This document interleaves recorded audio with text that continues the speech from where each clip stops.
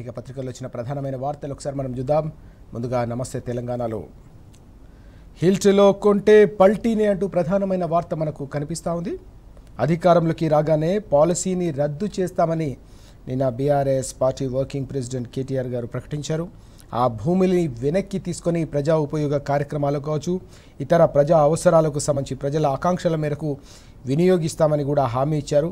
నిన్న పెద్ద ఎత్తున బీఆర్ఎస్ పార్టీ ఆధ్వర్యంలో పారిశ్రామిక వాడల విలువైన భూములను ఏవైతే ప్రభుత్వం తెగనమ్మే ప్రయత్నం చేస్తుందో ఆ భూముల క్షేత్రస్థాయి పరిశీలనకు పర్యటనకు బీఆర్ఎస్ బృందాలన్నీ కూడా వెళ్ళాయి. నిన్న జీడిమెట్ల పారిశ్రామిక వాడలో అలాగే కుత్బుల్లాపూర్లో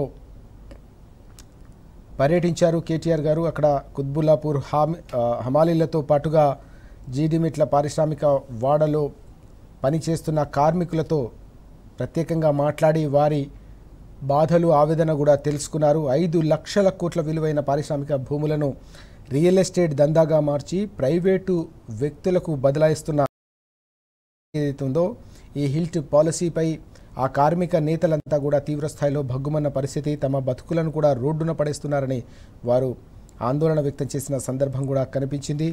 దీంతో పాటు సంగారెడ్డి జిల్లా పాషమైలారం పారిశ్రామిక వాడలో కూడా పెద్ద ఎత్తున పార్టీకి సంబంధించిన నేతలంతా అక్కడ పర్యటించారు. పెద్ద ఎత్తున వారంతా కూడా నిరసన హోరెత్తించిన సందర్భం కూడా మనకు కనిపించింది. ఆ అంశానికి సంబంధించిన వివరాలు అయితే అన్నిటికంటే ముఖ్యంగా అనేక కీలకమైన అంశాలు ఇక్కడ కేటీఆర్ గారు ప్రస్తావించిన పరిస్థితి మనం చూడొచ్చు. పాలసీ రద్దుకు అవసరమైతే ఒక ప్రత్యేకమైన చట్టాన్ని కూడా తీసుకువస్తామనే హామీ ఇచ్చారు కేటీఆర్ గారు. ఇది హైదరాబాద్ నడిబొడ్డున దాదాపు దశాబ్దాల తర్వాత హైదరాబాద్ ప్రజలకు, రాష్ట్ర ప్రజలకు, తెలంగాణ రాజధానికి అందుబాటులోకి వస్తున్న ఈ 1000 ఎకరాల భూములను కాపాడడం కావచ్చు, దాన్ని తప్పకుండా అవసరాలకు, ప్రజా అవసరాలకు వినియోగించడం కానీ అది చాలా కీలకం. కాబట్టి అవసరమైతే ఈ మొత్తం ఒకవేళ కనుక ప్రభుత్వం వీటిని తెగనమ్మితే పాలసీని మొత్తం రద్దు చేసేందుకు బీఆర్ఎస్ ప్రభుత్వం ఏర్పడిన తర్వాత ప్రత్యేకమైన చట్టం కూడా తీసుకొస్తామని స్పష్టం చేశారు.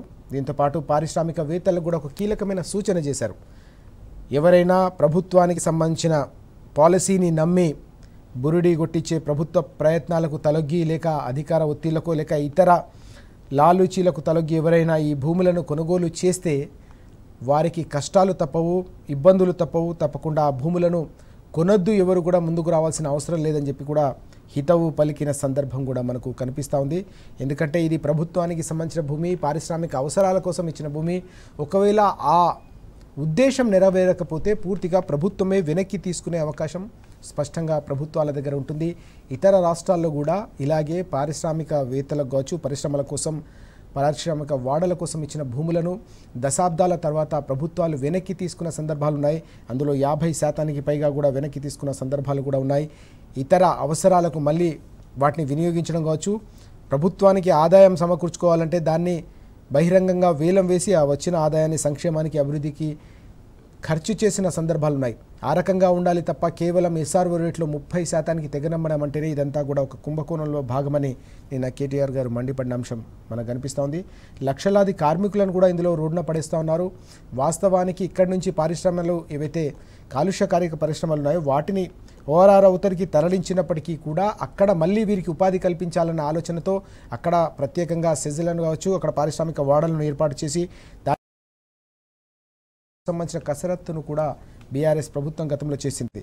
కానీ ఈ మొత్తం కంపెనీలన్నింటినీ కూడా మూసివేసి అక్కడ రియల్ ఎస్టేట్ దందా చేస్తే అక్కడ పనిచేస్తున్న దాదాపు 1000 మంది కార్మికులు ఎవరైతే ఉన్నారో వారి బతుకులు ఏం కావాలి, వాళ్ళ కుటుంబాల బతుకులు ఏం కావాలి, వారి భవిష్యత్తు ఏం కావాలి, పిల్లల చదువులు ఏం కావాలని చెప్పేసి నిన్న ఆ కార్మికులు కూడా నిన్న ఆవేదన వ్యక్తం చేసిన అంశం కూడా కనిపించింది. ముఖ్యమంత్రిపై కూడా తీవ్రస్థాయిలో విరుచుకుపడ్డారు కేటీఆర్ గారు. అనుమూల రేవంత్ రెడ్డి కాదు, అవినీతి అనకుండా అంటూ కూడా తీవ్ర స్థాయిలో ఆగ్రహం వ్యక్తం చేసిన అంశం కూడా మనకి ఈరోజు పత్రికలో కనిపిస్తూ ఉంది. అఖిలపక్షం రౌండ్ టేబుల్ సమావేశాలు పెడతామని కూడా స్పష్టం చేశారు. ఈ ఆందోళనను ఇంతటితో ఆపేది లేదు, రానున్న రోజుల్లో కూడా దీన్ని మరింత ఉధృతం చేస్తాం, ప్రజా ఉద్యమాన్ని నిర్మిస్తాం, ప్రజలను సంఘటితం చేసి జరుగుతున్న అన్యాయాన్ని కావచ్చు, తెలంగాణలో జరుగుతున్న అన్నిటికంటే ముఖ్యంగా హైదరాబాద్లో జరుపుతున్న ఈ భూదందాను అడ్డుకునే వరకు కూడా పోరాటాన్ని అనేక రూపాల్లో కొనసాగిస్తాం. ఇందులో భాగంగా మేధావులు, ఇతర పక్షాలు, ప్రజా సంఘాలతో కలిపి రౌండ్ టేబుల్ సమావేశాలు నిర్వహిస్తాం. ఉద్యమ కార్యాచరణ రూపొందిస్తామని కూడా నిన్న కేటీఆర్ గారు స్పష్టం చేశారు. జీడిమెట్ల పారిశ్రామిక వాడ పర్యటనలో కేటీఆర్ అంటూ ఈ వార్త మనకు కనిపిస్తోంది. ఇందులో మరో కీలకమైన అంశం కూడా మనం చూస్తున్నాం. బీఆర్ఎస్ నేతలు కూడా అనేక అంశాలను మాట్లాడారు. అమరావతికి పరిశ్రమలు తరలించే కుట్రలో భాగంగానే ఇదంతా జరుగుతుందని మాజీ మంత్రి గంగుల కమలాకర్ గారు మండిపడితే సీఎం దందాల కోసమే పాలసీ రూపకల్పన జరిగిందంటే మాజీ మంత్రి తలసాని శ్రీనివాస్ యాదవ్ గారు కూడా ఆగ్రహం వ్యక్తం చేసిన అంశం మనకు కనిపిస్తూ ఉంది. వేల మంది ఉపాధిపై పూర్తిగా ఒక దెబ్బ కొట్టే కుట్ర జరుగుతుంది. ఇది పాలసీ కాదు, ప్రజలకు సంబంధించిన సంపదను తెగనమ్మే ఒక దారుణం అంటూ మాజీ మంత్రి సబితా ఇంద్రారెడ్డి గారు కూడా మండిపడిన అంశం మనకు కనిపిస్తూ ఉంది. ఢిల్లీకి మూటలు పంపేందుకు మాత్రమే ఈ పాలసీని తీసుకొచ్చారని చెప్పేసి దేశపతి శ్రీనివాస్ గారు కూడా ఆగ్రహం వ్యక్తం చేశారు. కార్మికులను రోడ్డున పడేస్తే ఊరుకునే ప్రసక్తే లేదని చెప్పి మల్లారెడ్డి గారు కూడా ఆందోళన వ్యక్తం చేశారు. ఆగ్రహం వ్యక్తం చేసిన అంశం కూడా కనిపిస్తోంది. పారిశ్రామిక వాడల్లో 2 రోజుల నుంచి గత 2 రోజులుగా బీఆర్ఎస్ పార్టీకి సంబంధించిన క్షేత్రస్థాయి సందర్శన కార్యక్రమాలు కొనసాగుతున్న విషయం మనకు తెలిసిందే. పెద్ద ఎత్తున ఎక్కడికక్కడ ఈ మొత్తం వ్యవహారానికి సంబంధించి హైదరాబాద్లో విలువైన భూములు ఏవైతే ఉన్నాయో వాటికి సంబంధించిన వ్యవహారాన్ని వాస్తవంలో క్షేత్రస్థాయిలో వెళ్ళి పరిస్థితిని తెలుసుకునేందుకు అక్కడ పర్యటించడమే కాదు, అక్కడ కార్మికులతో, ప్రజలతో, అలాగే చుట్టుపక్కల వాళ్ళతో కూడా మాట్లాడుతూ వాస్తవాలను సేకరిస్తున్న సందర్భం కూడా కనిపిస్తుంది. వాటికి సంబంధించిన వివరాలు ఏవి మనం చూస్తూ ఉన్నాం. జీడిమెట్ల కార్మికులతో మాట్లాడుతున్న సందర్భంలో కార్మికులు కూడా తీవ్ర స్థాయిలో ఆందోళన వ్యక్తం చేసిన అంశం కూడా కనిపించింది. వారు ఎన్ని దశాబ్దాలుగా అక్కడ పనిచేస్తూ ఉన్నారు, వారికి ఒకవేళ ఇక్కడ కంపెనీలు మూతపడితే ఓఆర్ఆర్ అవతల ఉపాధి అవకాశాలు కల్పిస్తే మళ్ళీ కూడా వాళ్ళ కుటుంబాలను నిలబెట్టుకునే అవకాశం ఉంటుంది. కానీ పూర్తిగా కంపెనీలను రియల్ ఎస్టేట్ కోసం తెగనమ్మడం అనేది అత్యంత దారుణం. ఇదే పంథా గనక కొనసాగితే ఇప్పటికే హైదరాబాద్కు సంబంధించిన ఆర్థిక జీవన పరిస్థితులు దుర్భరంగా మారుతూ ఉన్నాయి. ఉపాధి అవకాశాలు కోల్పోతూ ఉన్నారు, పరిశ్రమలు రావట్లేదు. చివరికి ఉన్న పరిశ్రమలను కూడా ఈ రకంగా పల్టీ కొట్టిస్తే ఇలా బతకాలని చెప్పేసి వారందరూ తీవ్ర స్థాయిలో ఆవేదన వ్యక్తం చేసిన అంశం అంతా కూడా మనకు కనిపిస్తోంది. పెద్ద ఎత్తున ఎక్కడికక్కడ పార్టీ నేతలు పర్యటించిన సందర్భంలో కూడా ఆ కార్మిక సంఘాలకు సంబంధించిన నేతలు కావచ్చు, ఆ ప్రజలు కావచ్చు, ఈ విలువైన భూములను ఎలా తెగనమ్ముతారని చెప్పేసి బీఆర్ఎస్ నేతల దృష్టికి తీసుకొచ్చిన సమగ్రమైన వివరాలు ఈరోజు మనకు నమస్తే తెలంగాణతో పాటు అనేక పత్రికల్లో కూడా మనకు ప్రధానంగా కనిపిస్తూ ఉన్నాయి. మరిన్ని కీలకమైన అంశాలు చూద్దాం. అగ్రిమెంట్ చేయనందుకే అరాచకం అంటూ మరో కీలకమైన వార్త కూడా మనకు కనిపిస్తూ ఉంది. వట్టి నాగులపల్లి ఎపిసోడ్లో తెరపైకి రోజుకు కొత్త అంశాలు వస్తూ ఉన్నాయి. రోజు రోజుకు ఈ మొత్తం వ్యవహారం మరిన్ని మలుపులు తిరుగుతుందనే అంశం మనం చూడవచ్చు. ఇక్కడ రాఘవ కన్స్ట్రక్షన్స్ డెవలప్మెంట్ అగ్రిమెంట్ల కోసమే ఒత్తిడి చేశారనే వార్త ఇది. సతీష్ షాను పిలిపించుకొని అగ్రిమెంట్లు చేయాలన్న మంత్రి వినకపోవడంతో పల్లవి షా ఇంటికి వెళ్ళిన మంత్రి కుమారుడు ఒప్పుకోకపోవడంతో ఏడీ సర్వేతో హద్దులు మార్చి మొత్తం వ్యవహారంతా కూడా నడిపించారు. బ్లాక్మెయిల్ చేశారనే అంశం ఇక్కడ మనకు కనిపిస్తూ ఉంది. ఓఆర్ఆర్లో పోయిన భూమి మేరకు పల్లవి షా భూమిలో హద్దులు కోర్టు నుంచి స్టే తేవడంతో మంత్రి కుమారుడి దౌర్జన్యకాండ అంటూ ఈ వ్యవహారానికి సంబంధించిన మరిన్ని వివరాలు కూడా ఈరోజు పత్రికల్లో కనిపిస్తూ ఉన్నాయి. ఈ మొత్తం వ్యవహారాన్ని ఇటీవల వెలుగులోకి తీసుకొచ్చింది నమస్తే తెలంగాణ. ఆ తర్వాత కూడా వరుసగా కథనాలు మనం చూస్తూ ఉన్నాం. ఏ రకంగా మొత్తం వ్యవహారం నడిచింది, పోలీసులపైనే ఒత్తిడి తీసుకొచ్చేసి ఈ మొత్తం వ్యవహారాన్ని అంతా నడిపించారు. పోలీసులు కేసు నమోదు చేయడానికి వచ్చిన సందర్భంలో కూడా వారిపై చర్యలు తీసుకునేందుకు ఒత్తిడి పెంచారనే అంశం కూడా ఇటీవల పెద్ద ఎత్తున వివాదాస్పదమైన సందర్భం. ఆ అంశానికి సంబంధించిన మరిన్ని వివరాలతో కూడిన సమగ్రమైన కథనం కూడా ఈరోజు మనకు వట్టి నాగులపల్లి ఎపిసోడ్లో కనిపిస్తూ ఉంది. ఇక మరో వార్త కూడా మనం చూడొచ్చు. పెద్దల పేరుతో దర్జాగా కబ్జా, ఖర్గే, రాహుల్, కేసీ పేరు చెప్పి రంజిత్ రెడ్డి బెదిరింపులు అంటూ మరో వార్త కూడా ఇక్కడ మనకు కనిపిస్తూ ఉంది. మీడియా సమావేశంలో భూబాధితులు నిన్న ప్రెస్ కాన్ఫరెన్స్ పెట్టి మొత్తం వ్యవహారంపై వివరాలు వెల్లడించిన సందర్భం. ప్రభుత్వ సలహాదారు ఫేమ్ అధికారులపై ఒత్తిడి తీసుకొస్తున్నారు, సాక్ష్యాలు వీడియోలు పోలీసులు పట్టించుకోవట్లేదని చెప్పేసి లియో భూబాధితులు నిన్న ప్రెస్ క్లబ్లో వారి ఆవేదన వ్యక్తం చేస్తూ ప్రెస్ కాన్ఫరెన్స్ నిర్వహించిన అంశం కనిపిస్తోంది. అక్రమాలపై సిట్ అలాగే సిట్టింగ్ జడ్జితో విచారణ జరిపించాలి, లేకపోతే ముఖ్యమంత్రి ఇంటిని ముట్టడిస్తామని చెప్పి వారంతా కూడా నిన్న మీడియా సమావేశంలో తమ ఆవేదనను, ఆగ్రహాన్ని వ్యక్తం చేసిన అంశం కూడా మనకి ఇక్కడ ప్రధానంగా కనిపిస్తోంది.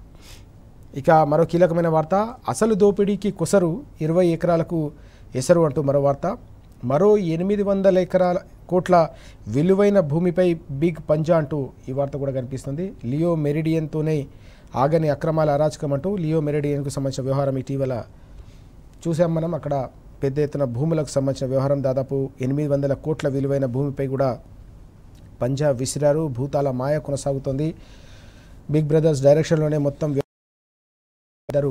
నేతలు ఈ మొత్తం వ్యవహారాన్ని నడిపిస్తూ ఉన్నారు.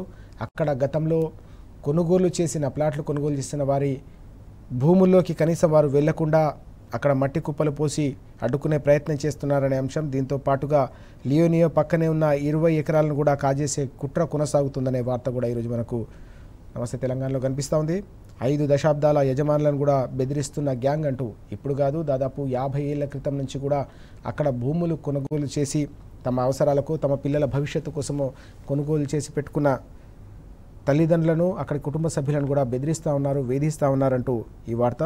పోలీసులకు ఫిర్యాదు చేసిన బాధితుడిపైనే ఉల్టా కేస్ అనే అంశం కూడా మనకు కనిపిస్తూ ఉంది. ఇక్కడ మొత్తం వ్యవహారంపై విచారణ జరిపించాలి, తమ భూములకు రక్షణ కల్పించాలి, తమపై అన్యాయంగా ప్రవర్తిస్తున్న వారిపై చర్యలు తీసుకోవాలని బాధితులు పోలీసులకు ఫిర్యాదు చేస్తే ఆ బాధితులపైనే ఉల్టా కేసులు నమోదు చేస్తున్నారనే అంశానికి సంబంధించిన వార్త కూడా ఇక్కడ మనకు కనిపిస్తోంది.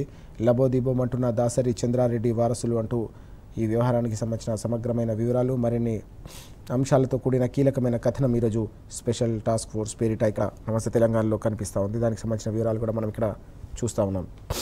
ఇక మరిన్ని వార్తలు కూడా మనకు కనిపిస్తూ ఉన్నాయి. ఇక్కడ కాంగ్రెస్ నేతల వేధింపులు, బీఆర్ఎస్ సర్పంచ్ అభ్యర్థి భర్త ఆత్మహత్య అంటూ ఈ వార్త కూడా మనకు ప్రధానంగా ఈరోజు పత్రికల్లో కనిపిస్తూ ఉంది.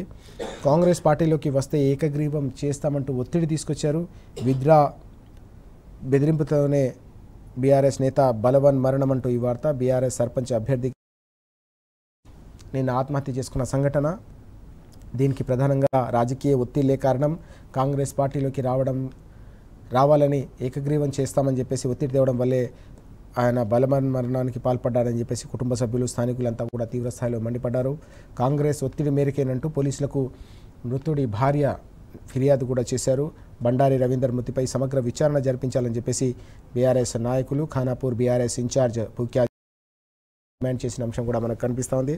మృతుడి కుటుంబానికి అండగా ఉంటామని నిన్న భరోసా ఇచ్చిన అంశం కూడా మనకు కనిపిస్తూ ఉంది.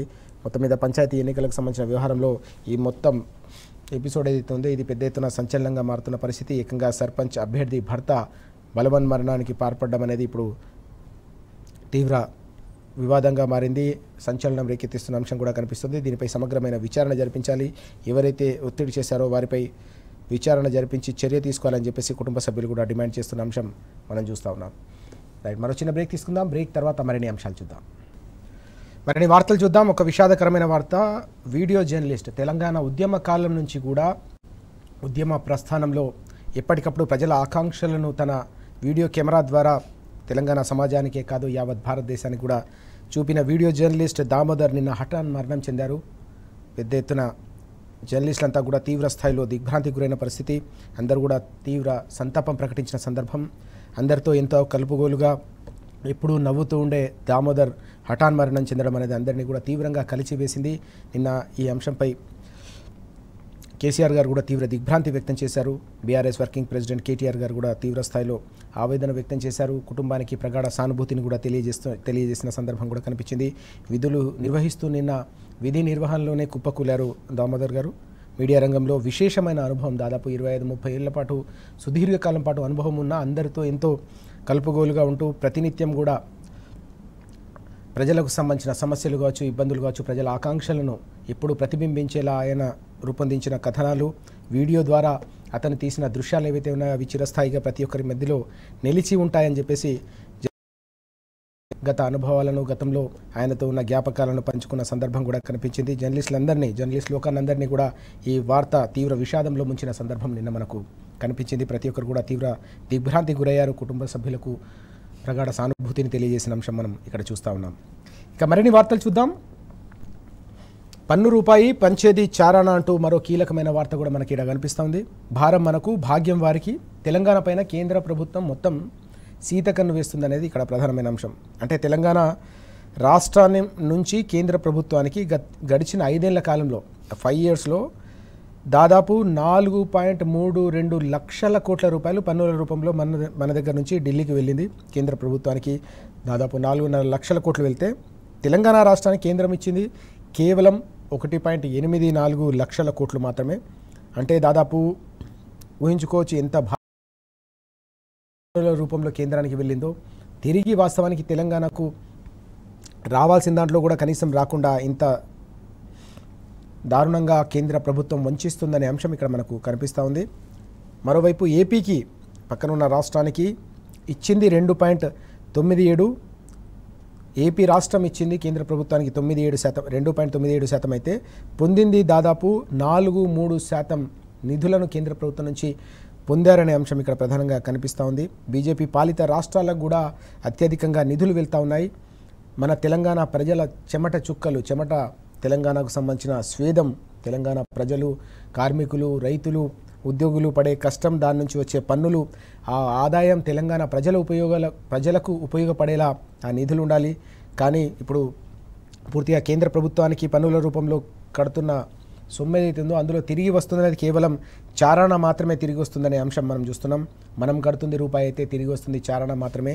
ఫెడరల్ సిస్టంలో ఇది అత్యంత బాధాకరమైన అంశం అనే విషయాన్ని మనం ఇక్కడ చూస్తూ ఉన్నాం. దీనిపై కూడా పెద్ద ఎత్తున ఇప్పుడు చర్చకు తెరలేసే అవకాశాలు కనిపిస్తూ ఉన్నాయి. ఇక మరో వార్త, కాళేశ్వరం బాకీ తీరిపోయింది, చివరి కిస్తీ కూడా చెల్లించిన రాష్ట్ర ప్రభుత్వం అంటూ మరో వార్త. ఆర్ఈసీ పిఎఫ్సికి 20,000 కోట్ల పేమెంట్ అంటూ తెలంగాణ వరప్రదాయని కాళేశ్వరం ప్రాజెక్టుకు సంబంధించిన బాకీ తీరిపోయిందనే అంశం కూడా ఇక్కడ మనకు కనిపిస్తూ ఉంది. మొత్తం ప్రతిష్టాత్మకంగా తెలంగాణ జీవన రేఖను, రైతుల బతుకు చిత్రాన్ని మార్చేందుకు నిర్మించిన కాళేశ్వరం ప్రాజెక్టుకు సంబంధించిన బాకీ తీరిపోయిన అంశం కూడా ఇక్కడ మనకు కనిపిస్తోంది. గతంలో కూడా దీనికి సంబంధించి ఒక పగడ్బందీ ప్రణాళికతో బీఆర్ఎస్ ప్రభుత్వ హయాంలో కూడా ఏ రకంగా తీసుకున్న అప్పులను చెల్లించేందుకు ఒక పటిష్టమైన కార్యాచరణ రూపకల్పన జరిగింది. అందులో భాగంగా పరిణామ క్రమంలో మొత్తం బాకీ కూడా తీరిపోయిన అంశం మనం ఇక్కడ చూస్తూ ఉన్నాం. ఇక ఒకసారి తెలంగాణ టుడే చూద్దాం. తెలంగాణ టుడేలో zero tolerance for Congress land scam అంటూ నిన్న వార్త మనం చూస్తుందాం. KTR announces massive campaign to protect public assets అంటూ ఈ వార్త కనిపిస్తుంది. ఎట్టి పరిస్థితుల్లో కూడా కాంగ్రెస్ చేస్తున్న ఈ భూ కుంభకోణాన్ని చూస్తూ ఊరుకోమనే అంశాన్ని కేటీఆర్ గారు నిన్న ప్రస్తావించిన పరిస్థితి. తప్పకుండా దీనిపై పెద్ద ఎత్తున ప్రజా ఉద్యమాన్ని నిర్మిస్తాం, ప్రజల్ని సంఘటితం చేసి కంపల్సరీగా ఉద్యమాన్ని మరింత ఉధృతం చేస్తామనే అంశాన్ని నిన్న ప్రస్తావించారు. నిన్న పెద్ద ఎత్తున జీడిమెట్లతో పాటు అక్కడ కార్మికులను కలిసి మాట్లాడి వారి అభిప్రాయాలను కూడా తెలుసుకున్న పరిస్థితి.